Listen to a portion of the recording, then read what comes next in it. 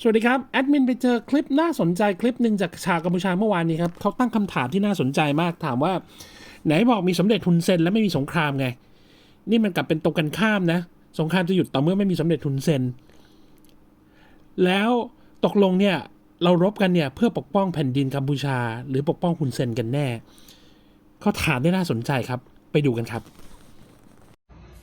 เรื่องใดออนตรជាតិអត់ជួយយើងគឺគេបានបញ្ជាក់យ៉ាងច្បាស់ថាគេអត់ជួយចោលទេព្រោះគេគិតគេថាហ៊ុនសែនជាចោលដាច់បញ្ជាក់ថាមានសម្ដេចមានសន្តិភាព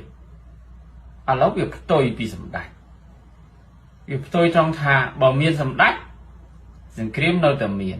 បើអត់សម្ដេចសង្គ្រាមនឹងបានបញ្ចប់ណែមិនចឹងបងប្អូនឥឡូវយើងគិតមិន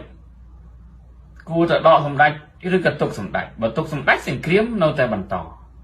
បើដកសម្ដេចសង្គ្រាមបញ្ចប់សន្តិភាពយូរអង្វែងចុះយល់ណាទេបងប្អូននេះពិចារណាទាំងអស់គ្នាណាមិនជារឿង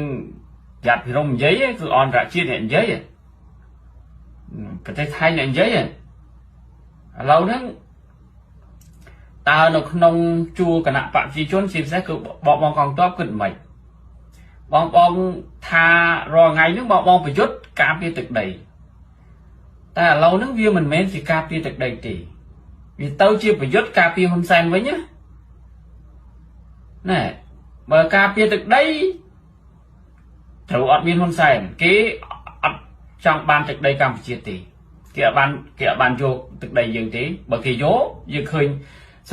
សកម្មភាពវាយរងថ្ងៃនេះវាដូចអត់ឃើញមានយកទេគ្រាន់តែដណ្ដើមទីតាំងគ្នាតាមព្រំដែនទៅវិញទៅមកវាអត់ឃើញមាន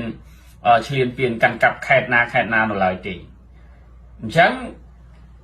យើងពិចារណាទាំងអស់គ្នាថាតើបើទុកសម្ដេចមានសង្គ្រាមបើអត់សម្ដេចសង្គ្រាមបានបញ្ចប់